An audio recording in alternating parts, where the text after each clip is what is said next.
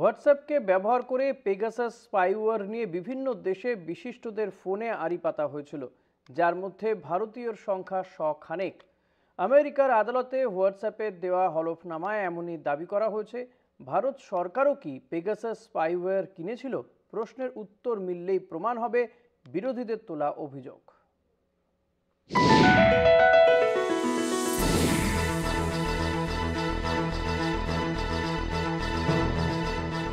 হোয়াটসঅ্যাপকে ব্যবহার করে ইসরায়েলের পেগাসাস স্পাইওয়্যারের মাধ্যমে পৃথিবীর বিভিন্ন দেশে নানা ক্ষেত্রে বিশিষ্টদের ফোনে আড়ি পাতা হচ্ছিল।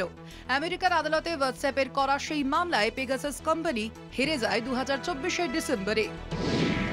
ভারত সরকারও কি পেগাসাস স্পাইওয়্যার কিনেছিল?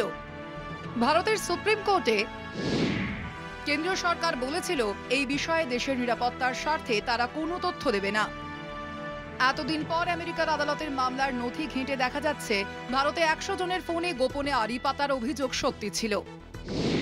মামলায় হোয়াটসঅ্যাপের হলফনামা থেকে জানা গেছে পৃথিবীর 51টি দেশের মোট 1223 জনের ফোনের হোয়াটসঅ্যাপে পেগাসাস স্পাইওয়্যার দিয়ে গোপনে আড়ি পাতা হয়েছিল। তার মধ্যে ভারতীয়ের সংখ্যা 100। সব থেকে বেশি আড়ি পাতা হয়েছিল মেক্সিকোয় 456 জনের ফোনে।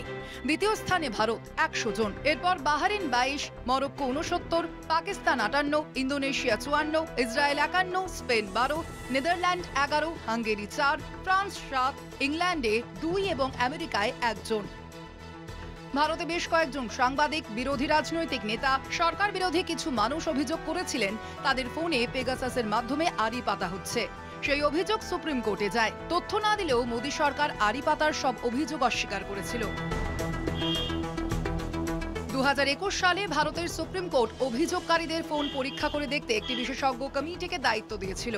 সেই কমিটি তাদের রিপোর্টে বলেছিল তদন্তে সরকারি সহযোগিতা পাওয়া যায়নি এবং তারা নিশ্চিত করে বলতে পারছেন না যে ওই সব ফোনে পেগাসাস স্পাইওয়্যার দিয়ে আড়ি পাতা হয়েছিল কিনা।